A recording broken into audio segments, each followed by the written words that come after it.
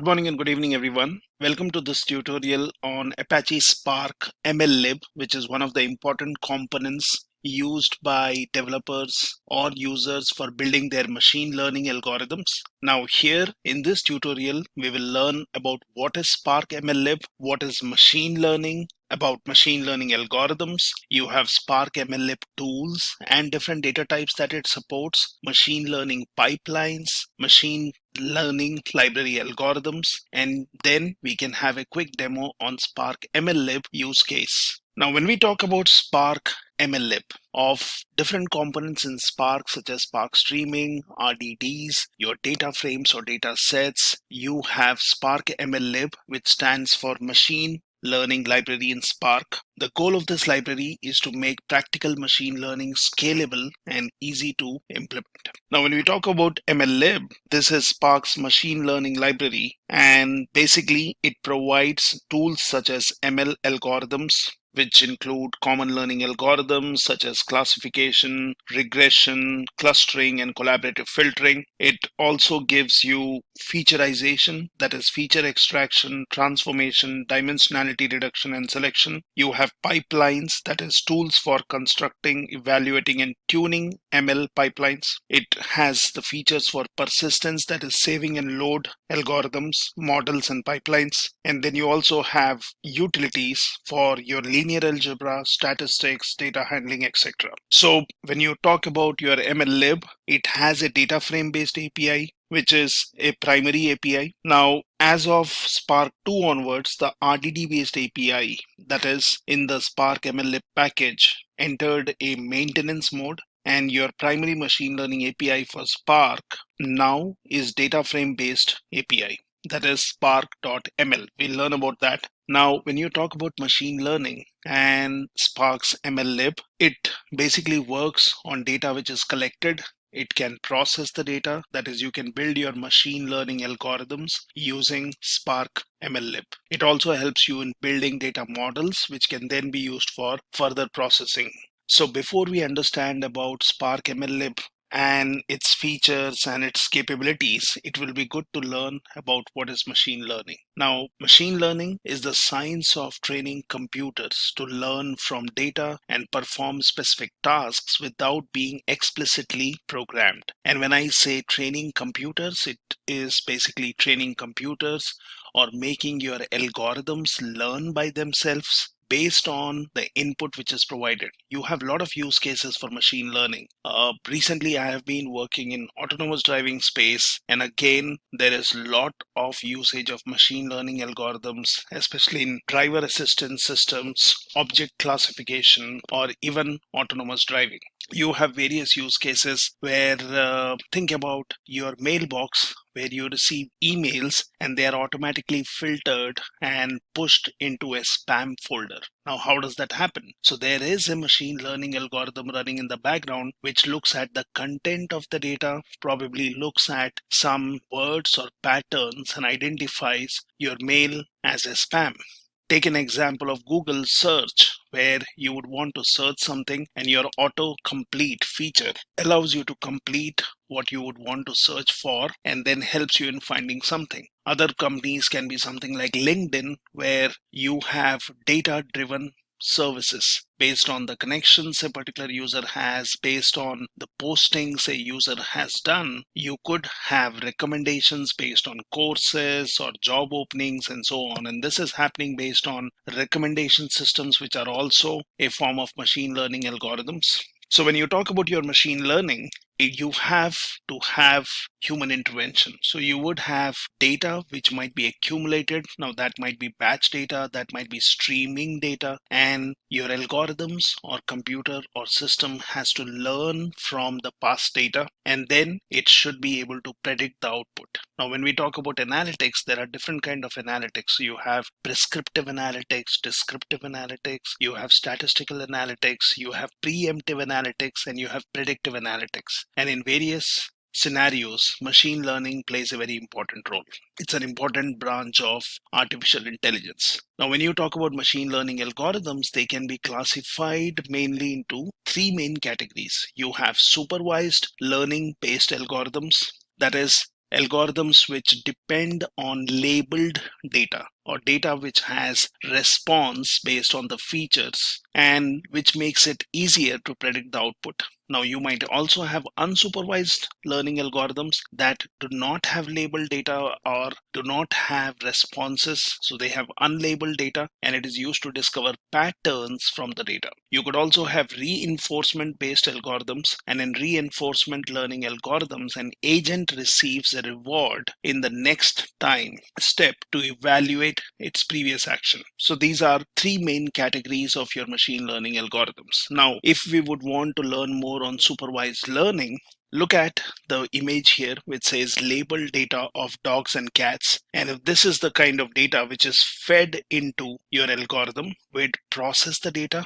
wherein it would again depend on the labels. So looking at the images, labels would say, well, the first part of the image is dogs, or you have cats, and so on. Now, once the data is processed, then you could say your algorithm is trained, or the model which is being used is trained based on the past data which was fed in, and then you have your trained model which basically can then look at an unknown piece of data to predict the outcome.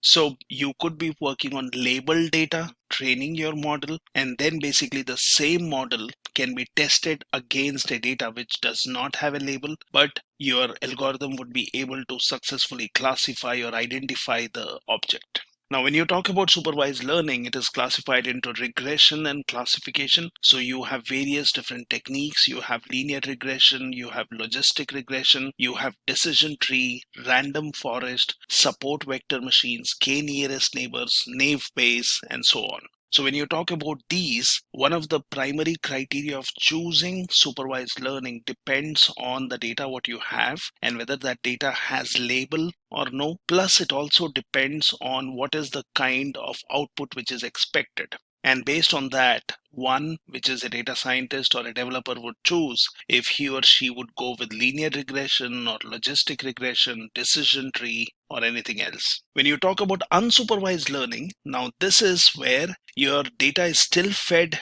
to the algorithm, but here our data does not have a label or a response. Now, how does the algorithm work in that way? So algorithm would look at the features. Now, for example, if you look at the image, we might say feature would be color of the element or the size of the element or basically the shape of the element or anything else which can categorize or help us in identifying the object. So your unsupervised learning based algorithms would learn the patterns in the data, and based on that you would have your trained model which could then classify or group your objects into specific groups which have similar kind of characteristics. Now again, for your unsupervised learning, that can be classified into clustering and association rules. So you have various again techniques and models here such as k-means clustering, quite popular one. You have hierarchical clustering, you have DBS scan, you have principal component analysis, Gaussian mixture,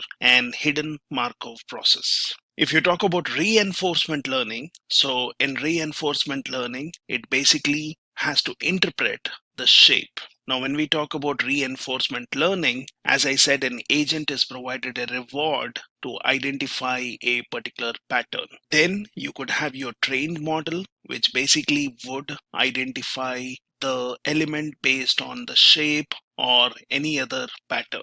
Now, for your reinforcement learning, the popular algorithms or techniques are your Q-learning, temporal learning, and your general adversarial networks. Now, when you talk about Spark MLlib tools, Spark MLlib component provides different tools. So when you talk about your ML algorithms, you have your classification, regression, clustering, and collaborative filtering. You also have for featureization, that is your feature extraction, transformation, dimensionality reduction, and selection. For your pipelines, you have tools for constructing and evaluating tuning or tuning your ML pipelines. For persistence, you have saving and loading algorithms, models, and pipelines. And then you have different utilities such as linear algebra, statistics, data handling, and so on. So when we talk about data types, so your Spark MLlib supports different data types. So it supports local vectors, and matrices stored on a single machine as well as distributed matrices. Now for your Spark MLlib data types, as I said, it supports your local vectors and matrices. So it supports many data types, your machine learning library. Now you have local vectors and matrices which can be stored on a single machine, or you could have your distributed matrices which are backed by one or more RDDs. So your local vectors and local matrices are simple data models. They can be serving as public interfaces. Now you have certain tools like Breeze, which offers the underlying linear algebra operations. A training example which we use in supervised learning is what we call a labeled point in MLlib. Now when you talk about your data types, your categories could be local vector, it could be labeled point, it could be local matrix, and it could be distributed matrix. And then you have other criteria such as row matrix, indexed row matrix, coordinate matrix, and block matrix. So when you talk about your data types, now on the left we look at local vectors, where we are seeing a vector with certain values. You could have different formats supported here, that is dense format or sparse format. So if you would want to understand about vector data types, let's see this. So in your dense vector data types, a vector which is backed by a double array representing its entry values known as dense vector. So here we are looking at a double array representation. Now when you talk about your sparse format, this is a vector which is backed by two parallel arrays or two parallel array-like elements. So you have indices and values which are shown here in sparse vector. Now we could represent a vector such as seen on the first line 1.0, 0.0, and 3.0 in a dense format as a list of elements, or in a sparse format where we give the size of it by specifying 3, and then we give our elements, that is we are giving here 0, 2 and your 1.0 and 3.0. So here 3 is the size of the vector being the base class of your local vectors, and it provides two implementations such as your dense or sparse vector.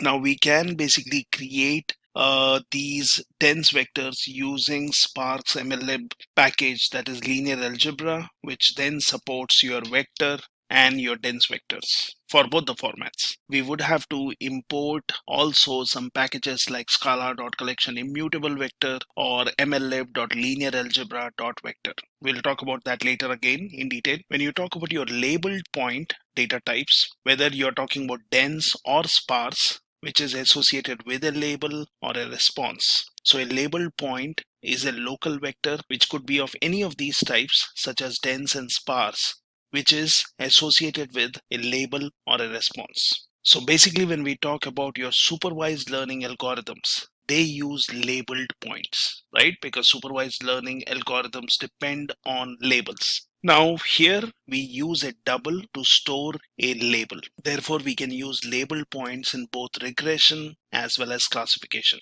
Now a label could either be 0, that is negative, or 1, which is positive for binary classification. But if you have multi-class classification, labels should be class indices starting from 0, such as 0, 1, 2. And a labeled point is represented by your case class called labeled point. Now you have other data types also other than your local vector and labeled point. So you basically have local matrix. Now this has an integer type row and column indices and double type values that is stored in a single machine. Now here when we talk about your MLlib supports dense matrices in which entry values are stored in a single double array in columns, as we see here with major order. Now when you talk about non-zero entry values, they are stored in compressed sparse column format. Now if we talk about an example, let's look at this matrix what we are seeing here, which has 1.0, 2.0, 3.0, 4.0, 5 and 6. Now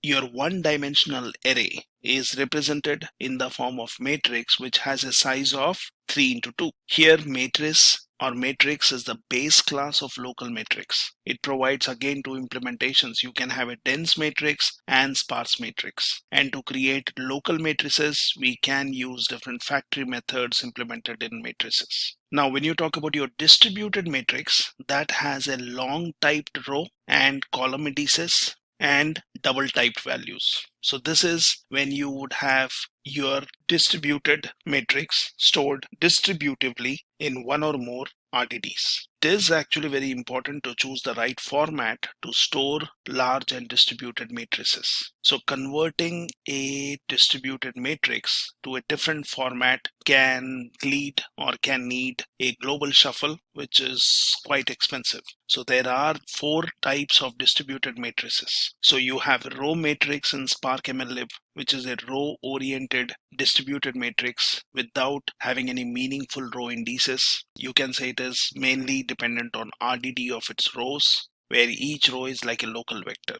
When you talk about something like indexed row matrix, the difference with if you compare your indexed row matrix with just your row matrix is that you have some row indices here. So indexed row matrix is backed by an RDD of indexed rows in comparison to row matrix, which is RDD of rows. Now here the index is long typed and a local vector represents its every row. You could also have a coordinate matrix which is backed by RDD of its entries. So we can say each entry is a tuple here of, you can say, I as long, j as long, and value as double. So it's a row index where you could have a column index and the value. So these are your different types when it comes to your distributed matrix. You also have something called as block matrix, which we do not see here. But when you say block matrix, it is basically RDD of matrix blocks. Now, to understand matrix block, it is a tuple of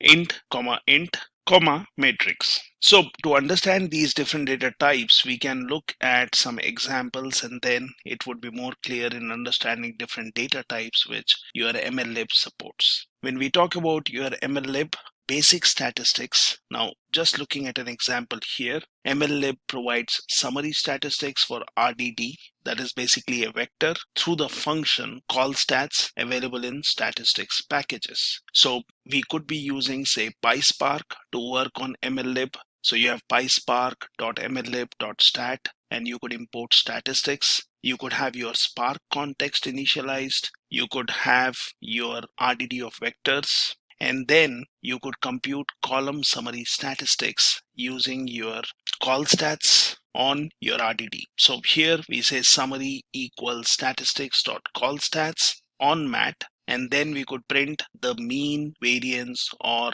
num of non-zeros. So callstat returns the column-wise max, minimum, mean, variance, number of non-zero values, and the total count.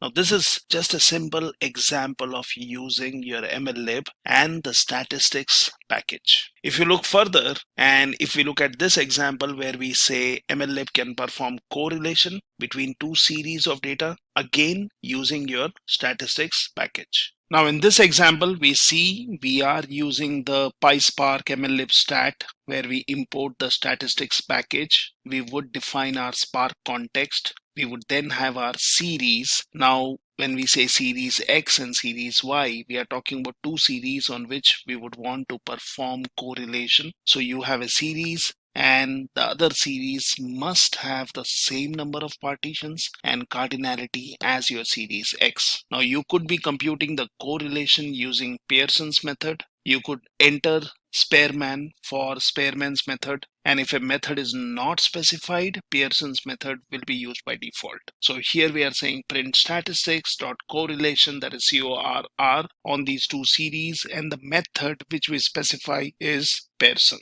Then we have data, that's an RDD of vectors. So based on the type of input, if there are two RDDs which are of double type or an RDD of a vector type, the output would be a double or a correlation matrix. So this example just says that you could calculate the correlation matrix using Pearson's method, and you could also be using Spearman for using your Spearman method. When we say print statistics correlation, I could be saying I would want to work on a data which is a double RDD or an RDD of vector, and then I could be specifying my method. this is just a simple example of using Spark MLlib statistics basic package. Now, when you talk about samplifying methods, you have sample by key and sample by key exact that can be performed on RDDs of key value pairs or RDDs which have been converted as key value pairs. So your sample by key exact is not currently supported in Python, but in future the support might be added. Now this sample by key method or function will flip a coin to decide whether an observation will be sampled or not. You specify your Spark context, you specify the data that is an RDD of any key value pairs, you give fractions that is specify the exact fraction desired from each key as a dictionary, and then we use sample by key method saying data dot sample by key false and the fraction. So this is again one example, and we can look for these examples when we are looking into the demo of your MLlib. If you talk about your random data generation, then your random data generation is used for randomized algorithms, prototyping, and also performance testing. So if you would want to generate a random double RDD whose values follow the standard normal distribution of 0, 1 and then map it to a distribution of 1, 4, we could be using the random package here. So we say from PySpark.random import random RDDs. You create your Spark context. Now our aim would be to generate a random double RDD that contains 1 million IID values drawn from the standard normal distribution, evenly distributed in 10 partitions. So what we could do here is we could have your random RDDs dot uniform RDD, and here I specify my Spark context. I give the range, and then basically I say the number of partitions. So if you would want to apply a transformation to get a random double RDDs following the distribution of 1, 4, we could be using U, which is random RDDs dot uniform RDD. You do a map and you use the lambda function to basically pass in the function which you would want to apply to get a double or a random double RDD with normal distribution of 1, 4. Now, when you talk about machine learning pipelines, now that is basically understanding your different stages, and that might include something like estimator, something which is evaluator, or you could also have your transformer. So machine learning pipelines provide a uniform set of high-level APIs which is built on top of data frames, and it is usually and mainly used with your structured data or data which can be structurized. So it is used to create and tune practical machine learning pipelines. So as I said, when you talk about your pipelines, it would have basically your different stages. So when we talk about data frame, or in the older version of Spark, which was called as schema RDDs. So a data frame from Spark SQL is used as a machine learning data set. It holds a variety of data types such as text, feature, vectors, and labels. Now you also have something like a transformer algorithm, which is used to transform one data frame into another data frame. You have estimator, which gives you a model. So an estimator is an algorithm which can be applied or fit on a data frame to produce a transformer or to give you a model. And then basically you can have also an evaluator which will evaluate the model which was created. Now when we talk about pipeline overall, pipeline integrates your multiple transformers and estimators to specify a machine learning workflow. Now when we talk about your machine learning, there are two important pipeline components. You have transformer, which basically works on a data frame, transforms it to create one more data frame. When you talk about your estimator, you have a fit method which gives you a model, or you can say a transformer, which can be used for your further data processing. Now, before we understand about classification and regression in MLlib, we can just understand a little bit more on the classification and regression and what does that mean before we understand what are the different types for these two different type of algorithms. So when I talk about classification and regression in MLlib, or in specifically machine learning and statistics, classification is a supervised learning approach in which your algorithm or computer program learns from the data input given to it and then uses this learning to classify new observation. Now, this data set may simply be by class, like identifying whether the person is male or female, or that male is spam or non-spam, or it may be a multi-class too. So when you talk about different classification problems, you can have use cases such as speech recognition, handwriting recognition, biometric identification, document classification, and so on. When we talk about different types of classification algorithms in machine learning, then we have your linear classifiers such as logistic regression, you have naive Bayes classifier, you have nearest neighbor, you have support vector machines, decision trees, boosted trees, random forest, and neural networks. If we talk about regression in machine learning, then regression models are used to predict a continuous value. So predicting prices of a house given the features of house like size, price, etc. Or you could be having different other examples. So it's again a supervised technique. And when you talk about types of regression, you could have simple linear regression, you could have decision tree regression, random forest, you have support vector, you have isotonic, you have gradient boosted, and polynomial regression. Now, when you talk about regression, you could have your linear regression or you would have your logistic regression. In case of your logistic regression, this is used in different social and science applications. It is used when your dependent variable or target is categorical. Now, take an example. If you would want to predict an email is spam, then it could have an option as 1 or 0, which basically means whether the email is spam or it's not. Or take an example of checking if a tumor is malignant. And again, that could have binary values, which is 1 or 0. Or take an example of a content and you would like to classify it, whether that content is basically a science-based content or a social-based content. So in this case, you could be using logistic regression. Now, if we would have used linear regression for a problem like email is spam or not, there would be a need for setting up a threshold based on which classification can be done. Now, if actual class is melanin, predicted continuous value of 0.4 or threshold of value 5, right? Your data point would be classified as not melanin, which could lead to a serious consequence. Now, logistic regression can be very useful in solving such problems. If we talk about your binomial logistic regression, it is also referred as simply logistic regression, where it can predict the probability that an observation falls into one of two categories of a dichotomous dependent variable based on one or more independent variables that could be either continuous or categorical. Now, for this, I would suggest a little bit of reading on your dependent or independent variables, looking at your variate, univariate, multivariate variables, so that understanding on logistic regression can be in depth. Now, when we look at the example of binomial logistic regression, where we basically would want to work on a particular text file. So here we are using PySpark ML classification, and we are importing the logistic regression package. We would want to load the training data, and we would say specify a variable training. We say spark.read.format.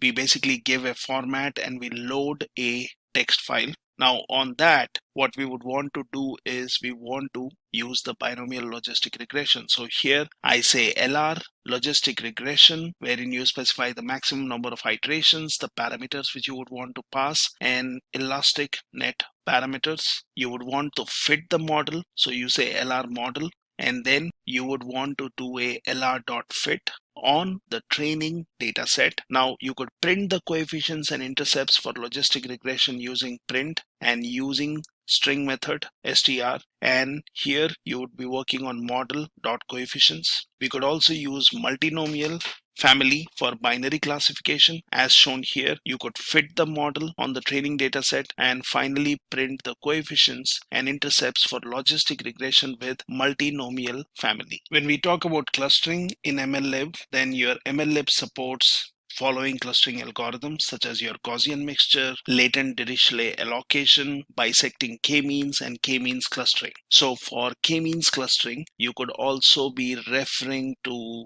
say, one of the easy examples of clustering, wherein this is basically an algorithm which allows you to cluster your data points based on some similarity. Now, if you look at this is just a visualization of k-means algorithm, where in a set of data points, you would select, say, random points, and then you would calculate the Euclidean distance or distance between different points with this random point. You would then shift the centroid in a cluster of points and again calculate the distance, and you would reiterate or iterate through this for a specific number of iterations till you can identify the right center point for set of cluster points which could be grouped together. So k-means clustering is a very efficient algorithm when you would want to cluster data points based on particular criteria. Have a look at this link for more details. Now here we also have an example of using k-means clustering. That is, you could be importing packages or modules such as NumPy, Math. Then you could be from your MLlib use clustering, wherein you would import k-means and k-means mode. You would load your file, and then you could be doing a map transformation where you would work on the values or the data coming in from this data.txt, and you could be performing a split based on delimiter or space. You would build the model using k-means.train method. You could evaluate clustering by computing within set sum of squared errors, and then you could save and load the model. Now we can see a demo on this, and then we could see how it works when you would create your applications using Spark ML or MLlib, and you could try and test those applications in a Windows-based setup or on a Spark cluster, or even where Spark works with Yarn. So let's have a quick demo on using Spark MLlib to solve some of our problems and see how Spark ML can be used. Now here I'll take an example of regression analysis. Now to understand regression analysis or regression line, it would be good to understand a little bit of basics about the equation of a straight line. And then we can see how regression analysis, which is a predictive modeling technique, which can be used to estimate the relationship between a dependent variable and an independent variable, which acts as a predictor. Now, to understand regression analysis, let's just have some quick basics. So for example, if you would have a line, say y equals mx plus c. Now this is usually a form of line, or you can say usually the equation of line. So a straight line is represented in this equation where you basically have m and c as constants. Now let's see how would that look like when you are basically having different points and you would like to have a line which can represent these different points in a particular graph. So for this equation, if we would want to understand, let's take a simple example. Say I would say y equals 2x plus c. Now, if this is an equation and if we want to plot a line for this equation, we could consider, say, for example, we could take a table which could have x and y values. So let's say x and y, and here we can just put in some values for x. So for example, I would start with -3, -2, you can have -1, you can have 0, and then you can have 1 and 2. Now if these are the values of x, and these values can be seen on this particular place where we would want to plot a line for this equation, and regression analysis relates to this, and that's why it would be good to understand the basics of the equation of line. Now here, if your x value is -3, and if we substitute that in this equation, so we would get the value of y. So for example, here it would be wherein you would say, let's say this equation is y equals 2x plus 1. Let's say this is the equation. So if I had value of x as -3, that would be 2 into 3 minus 6 plus 1. So that would be -5. for the value of y. Now you could similarly, if x value was -2, then it would be -4 plus 1, that becomes -3. And similarly, you could calculate, so wherein you will get values as 1 and then basically as 3 and as 4. Now, if we would want to point these values on the graph, then we could say for example, x, you have -1, -2, -3. So if this is my x for -3, and then y, I would go to -1, -2, -3, -4, and -5. So I could say my y point would be somewhere here, right? So that would be -3 being x and y being -5. Now, if we have x as -2 and y as -3, then I could say I would have my point here. If I would say x is -1 and y is -1, so it would be here. So if we already see these points are falling in a straight line. Now, if x is 0 and basically y is 1, so that would fall on the line itself. So we would put in here. Then basically we can have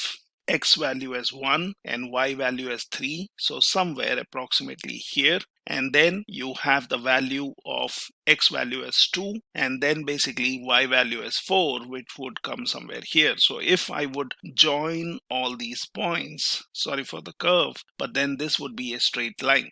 This would be a straight line. Similarly, we could take a different equation if we would want to see if this is a coincidence that we are getting a straight line for these points, or is there some kind of logic. So if I say y equals -x -3, and if I take a similar table where I would have the value of x and y, and x we can start with -4, -3, -2, -1, 0, and then 1. And if we calculate the values of y here, so if x is -4, then it becomes minus of -4, so that becomes +4, and 4 minus 3, that gives me 1. So if you have x value as -3, so it becomes minus of -3, and then that becomes +3 and -3, so this would give me 0. And if we calculate further for all these values, we would get say -1, -2, -3, and -4. So this is the values what we have got for y and x. And if we would want to plot these values where x is -4 and y would be 1, so we could get our point here.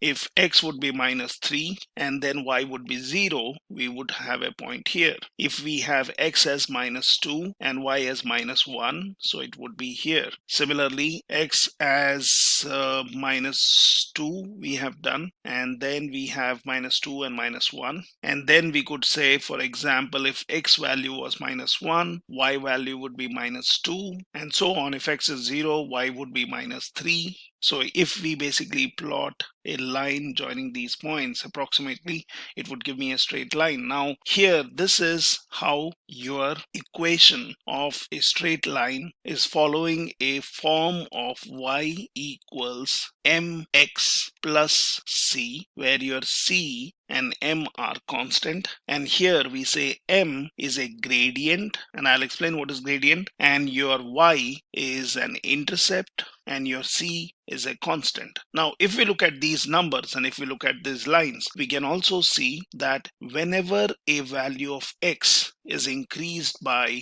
1, so basically we have -3, and then you increase the value of x by 1, so that is -3, it goes to -2, so we would see the value of y increases by 2. Similarly, you increase the value of x to 1, so y value will increase by 2, and so on. So if we would want to look into the graph, so if the value of x was -3, and if we increase the value of x by 1, we would see the value of y would also increase by 2. So where my x was -3 and my y was say -5, now when I increase the value of x by 1, that is, I move towards the left, towards the right, my y value would also increase by 2. If you further increase the value of x by 1, you would again see the value of y value increases by 2, and that we can see on the line. So this is basically the equation of a straight line. Now if we compare that with the second equation, even there we would see the same pattern which would be followed. So when you increase the value or you decrease the value of x by -1, you would see the value of y would increase by y value would also be decreasing, right? So here if I say -4 has been increased by 1, so we would see the value of y is decreasing by 1, and then you again increase the value of x by 1, so you would see the value of y is increasing by 1. So if we understand these equations, then here we can see the value to what we see, the value of y which changes, or basically if you see the value of y here. So in first equation, whenever you increase the value of x by 1, it increased the value of y by 2, and that is what we see here, 2 in front of x. In the second equation, we see that whenever the value of x was increased by 1, your value of y was decreasing by 1, and that is what we see here. So these values, which is 2 or -1 in this case, are the gradients. Now at a particular time, your one of the point falls on the line of y-axis, and that is your intercept. So your y value is the intercept, your m is the gradient, and your c is the constant. Now this is what happens when we represent a line, whether the line goes in a positive direction or in a negative direction. Line is expressed in this form, which is y equals mx plus c, where m and c are constants. And if we look in graph, we see if the value of x is increased by 1 unit, then y value increases by 2 units. So this is how you can understand the equation of a line, which is represented in the form of an equation. Now sometimes you might also see that people would represent this equation as y equals b0 plus b1x, and that's also same as your y equals mx plus c, where your b0 is the constant, your b1, which is the gradient, is the slope of the line, and we could basically be representing this equation in any form. Now we could have basically x and y plotted on a graph. So if we had a small graph, we basically would want to find out if the value of x and if the value of y are related. That is, if you increase the value of x, does the value of y increase? If you increase the value of x, does your value of y decrease? So this is what we want to find out, and then we could basically get a line or a slope here. So you could either have a line going upwards or you would have a line going downwards. So this is how you understand the equation of a particular line. Now when we talk about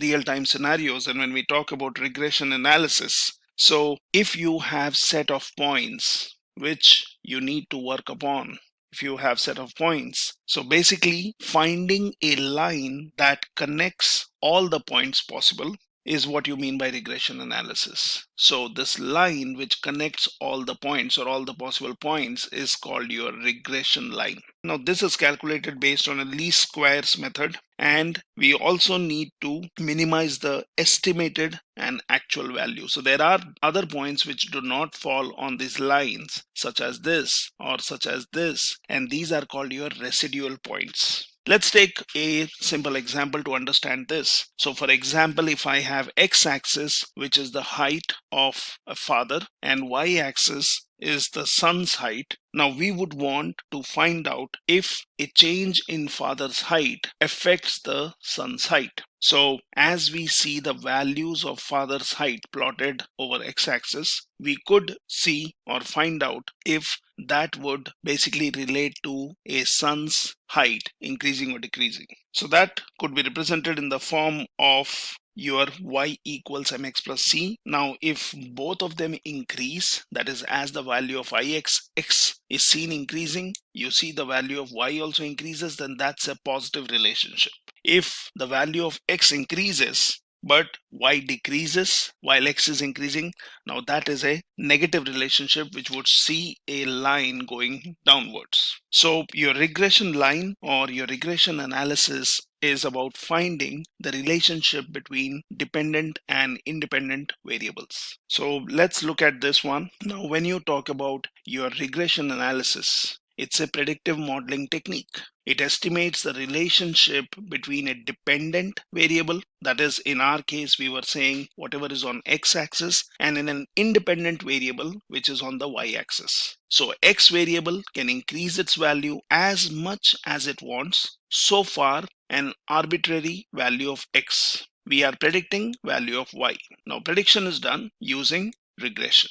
So when you talk about linear regression, we would basically want to find out a line that can basically connect all the points. Also, find out the points which would be your residual points, that is the points which are close to your regression line, whether your line goes upwards or it goes downwards. So your regression analysis is a supervised learning based powerful modeling technique, and it is basically used for predicting the unknown value of a dependent variable from the known value of an independent variable. Now, to look at a use case, what we can do is we can look at a data set here, and we can use Spark MLlib to see an example on that. Now, if we look at a data set here on my machine, which I have also uploaded in the Git link. So here you can look into this location where I have a sample data set which is called e-commerce customers. And if we would want to look into this data set, which is in a CSV format, let's look into this data set, and we can probably just look at some of the entries here. So we can say head might be -5. So this is the data set which I have, and it is in a CSV format where we see fields like email, address, avatar, average session length, time on app, time on website, length of membership, yearly amount spent. And then we have values for these. Now this is a CSV file. Now if we would want to find out what is the impact of yearly amount spent based on your fields, we would have to work on this data set. Now here we have some fields like email, address, avatar, and they would not have any kind of impact on yearly amount spent. So those fields are not required. But then we have other set of fields, which is basically your average session length, time on app, time on website, length of membership, and these fields are very important. So we could say your average session length, time on app, time on website, length of membership, all these are your independent variables. Your yearly amount spent is the dependent variable. Now, how do we do a regression analysis if we would want to work on this? So the first thing what we will have to do is, now as I explained earlier, your Spark MLlib has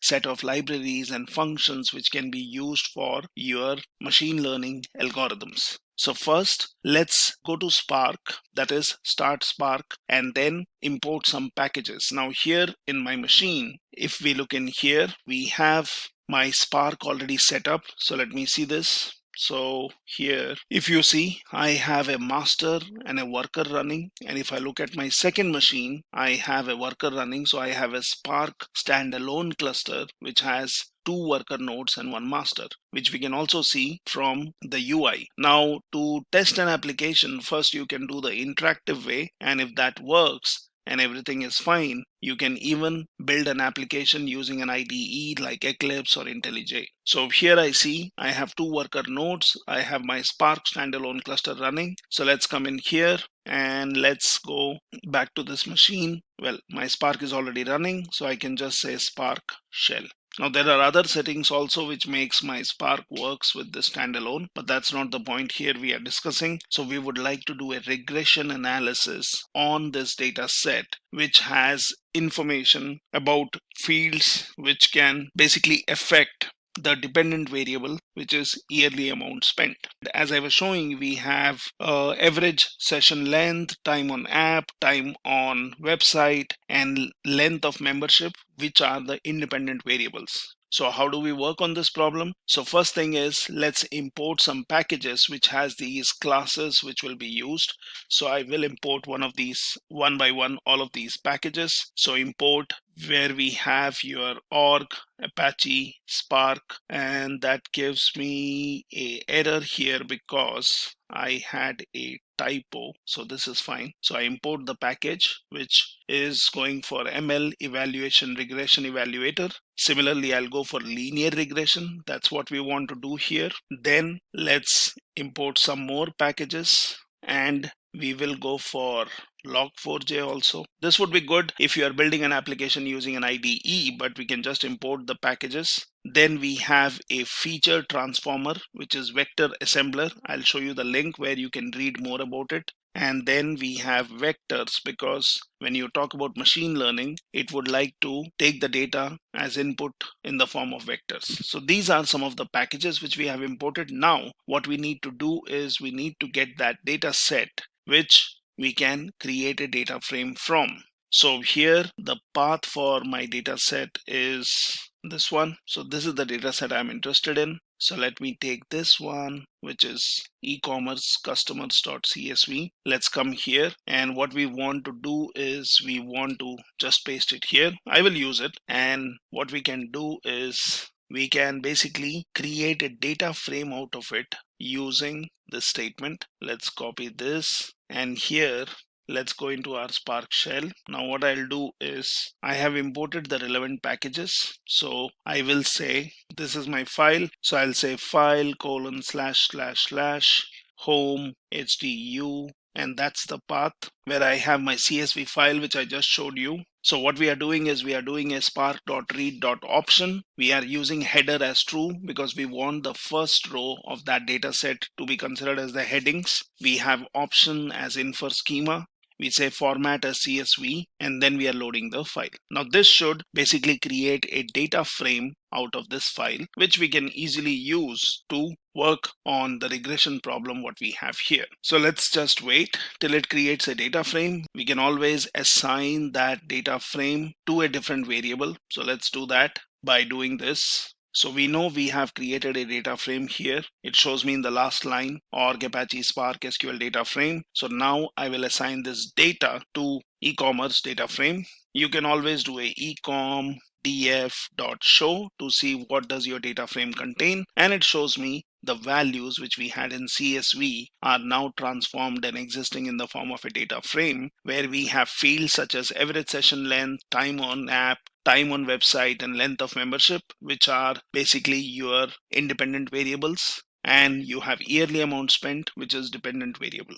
Now, what do we do with this? So basically now we would want to look at the schema of this data frame to understand the data types. And we can do that by just doing a print schema, which tells me what are the fields, what are their types, which are assigned to them. So Spark has inferred the data type based on the values. Now, what we can do is we can filter the columns here, especially the columns such as your yearly amount spent, so that we would want to project as label, right? So when you talk about supervised learning, you would have always data which would have a label or a response. So your yearly amount spent would be a response or a label, and your other fields would be more or less like features. So let's get this, and here we can just do this, which says val ecom. So I'm creating a new data frame df1. I'm taking df which has been created earlier, ecom df. I'm doing a select, and I'm saying this yearly amount spent, which was the last column, would be the label. And then you have your other fields, which is your average session length, time on app, time on website, and length of membership. So I'm selecting all this data here, and I'm creating a new data frame out of it. So that's also done. You can anytime do a ecom df1.show to see what is happening in this data frame. Now, One point, as I said, your machine learning expects data in a n-dimensional vector format, that is a matrix format. It does not like the data in an array or a list or something, although vector is also like a list which is vertically arranged. So if you would want to read more about your ML features or a feature transformer like vector assembler, then you can basically refer to this link which I have given here. And if you just go to your browser and just search for this, you should be able to reach to the Spark documentation which shows about vector assembler. Now what is that? It's a transformer that combines a given list of columns into a single vector column. You see here, single vector column. It is useful for combining raw features and features generated by different feature transformers into a single feature vector. So we have multiple fields here, that is time on app, time on website, length of membership, and we would want to convert those features into one column. And that's why we are using vector assembler, which we have not used so far, but we would want to use it. So we created a new data frame. Now here, if you see, I am using new vector assembler, wherein I am providing the input columns as the array, that is average session length, time on app, time on website, length of membership, and then I'm saying set the output column as features. So let's copy this. Let's come here in my Spark shell, and what I'll do is I will use this vector assembler and I will say set input columns, which will then have these fields as features. So earlier we did yearly amount spent as label, and now we have this one which will be your feature set.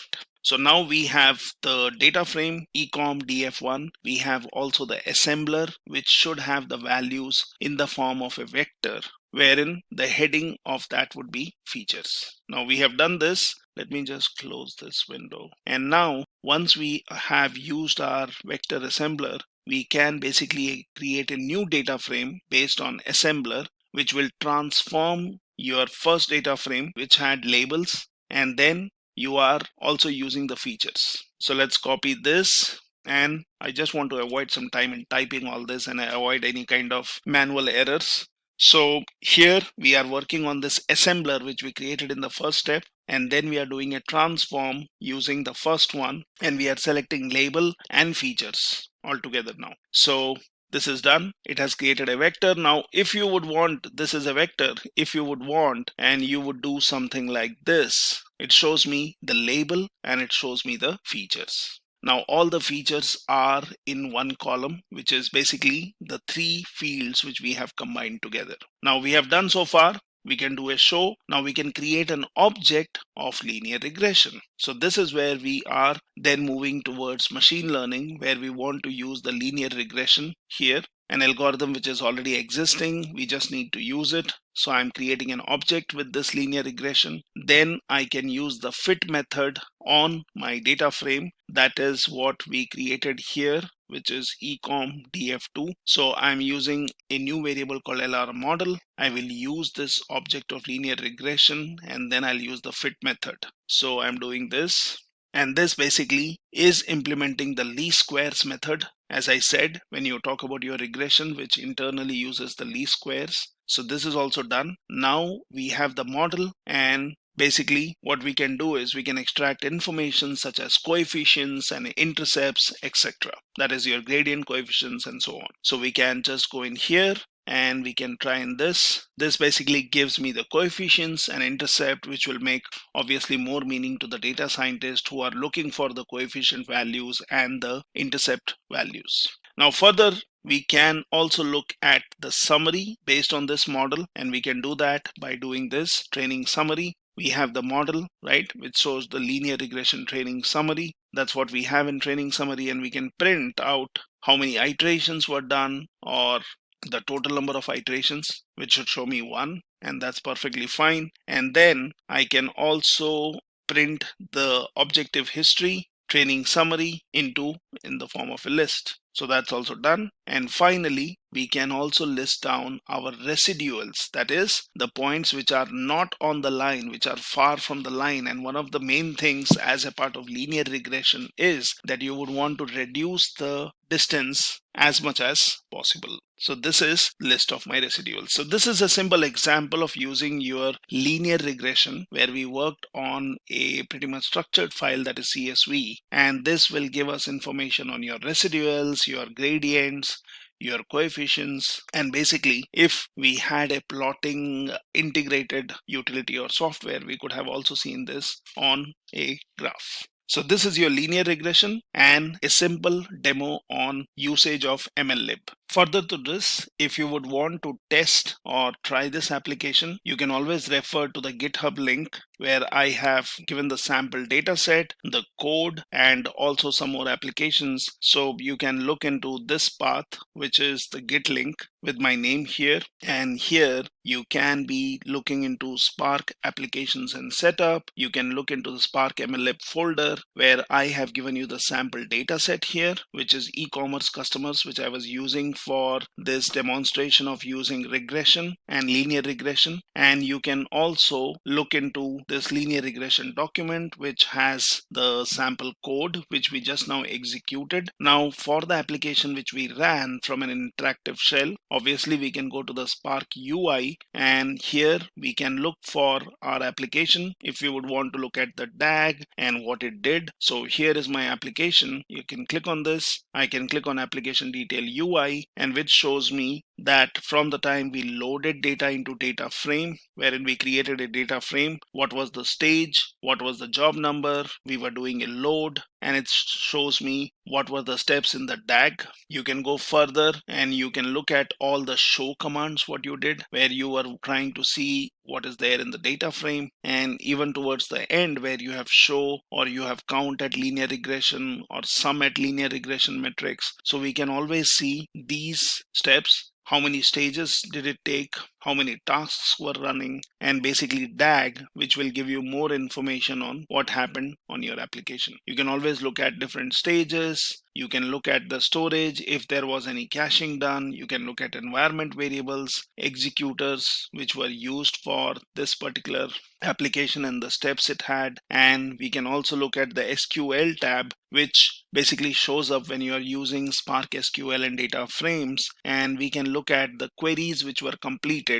Always click on a particular link, and that can give you more details on what was happening in the background when you were executing a particular query or using a statistical model. So this is how you can run your linear regression using Spark ML, and you can build a model, you can build a machine learning algorithm which is following a supervised way of understanding from the data, separating the fields as features and labels, and finally helping us getting the slope of the line, getting the residuals, and basically also doing a linear regression on set of data points, which finally end up in giving up a regression line. Let's have a quick demo on logistic regression and using Spark MLlib to solve a problem which is based on logistic regression. Now for that, let's also briefly discuss on what is logistic regression. Now this is a technique for traditional statistics and also goes well with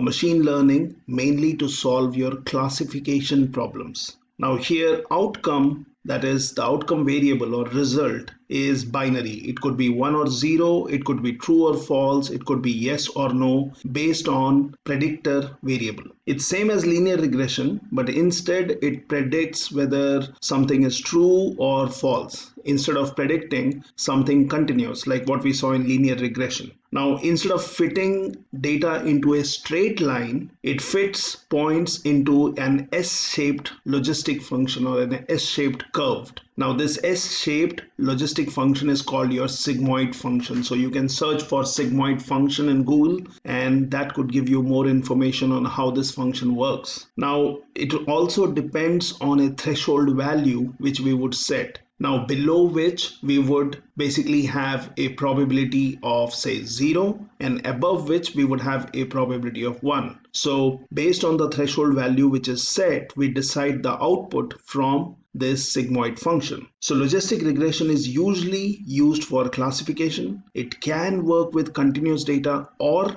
discrete data. Now, here we test if a variable's effect on the prediction is significantly different than 0. If not, then variable is not helping the prediction. So logistic regression's ability to provide probabilities and classify new samples using continuous and discrete measurements makes it a popular machine learning method. Now, with linear regression, as we saw, we fit the line for data points using a least squares method. That is, we find the line that minimizes the sum of squares of these residuals. Residuals are the points which are close to the straight line which we plot. Now, logistic regression does not have concept of residuals. Instead, it uses something called as maximum likelihood, wherein through iterations, the curve with the maximum likelihood is selected. So in case of logistic regression, we were seeing that when you have set of data points, you try to plot a graph or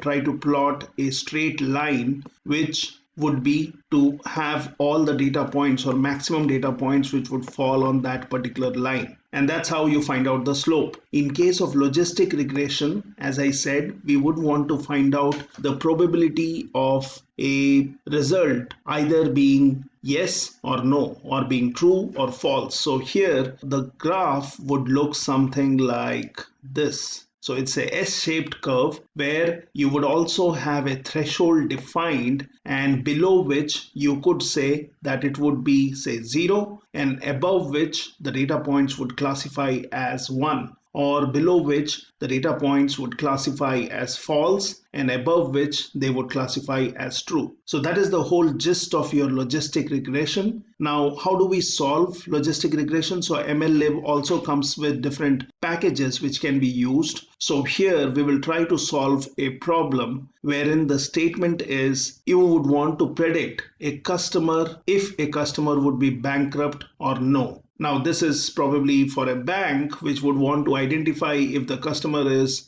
about to be bankrupt or no, and if customer will be able to pay back the loan. How do we do this? So for this, there is a data set qualitative bankruptcy text. Let me show you that. So here I have the data set. Let me come out of this. And here we can look at the data set which is in this location, and here I have qualitative bankruptcy.txt. This is the location, and if I look into this data set, it basically has some qualitative values which we will have to convert into quantitative. So if you look at these, this is the data set I have which has P and N and A and B. Now we want to work on this kind of data set to basically classify the customer if the customer is having more probability towards bankruptcy or no. How do we do that? So for that, what we can do is first we will start our Spark when we will import some packages which are more for your logistic regression. So here I will start my Spark shell. Now Spark MLlib comes with different classes and different libraries which help us in solving these problems. So it already has these algorithms, say linear regression, logistic regression, and many more which can be used. So here what we will do is first we will import the relevant packages which are required for our example. So import. Now this is what we have. So Spark MLlib. So I'm missing in something here, and then we can get the others also. So there is a correction here which I'll update in the Git also. So it should be MLlib. Then we will get something else for the labeled points, and we will also get something for vectors, because when you talk about machine learning, it would expect the data in the vector format, for which in linear regression we saw using a feature transformer such as vector assembler. So these are the packages which we need. Now if you see here, I would want the data which we have to be understood. So the data file has these different fields, you can say, which are existing. So P is for positive, E is for average, N is negative, B is bankruptcy, or NB is non-bankruptcy. So this is the schema of the data file on which we have to work on. So what we would do is we would first transform each qualitative data in the data set into a double numeric value, which we can do using a function. So here we are defining a function called get double value. Let's do that. And this one will basically be declaring some variables, and then we would be converting the qualitative values into quantitative values. So that's the function. So let's copy this line by line, and looks like there was an error. Let me try it again here. So there was an error where there was an extra bracket, so I corrected that. So this is the function which will basically convert the qualitative values into quantitative values. Now once we have this, our function is ready. What we can do is further we would have to read the data in memory. Now here I would be using the older way, that is the RDD's way, to work on our data set. So I would be using val data sc.text file, and then I'll point it to my file, which is qualitative bankruptcy. So let's get that file from here. So let me open up a different terminal, and here the file is in this particular location where we have this qualitative data set. So let's take this, is what we are interested in. So here I would say val, and then I would say basically data equals sc.text file.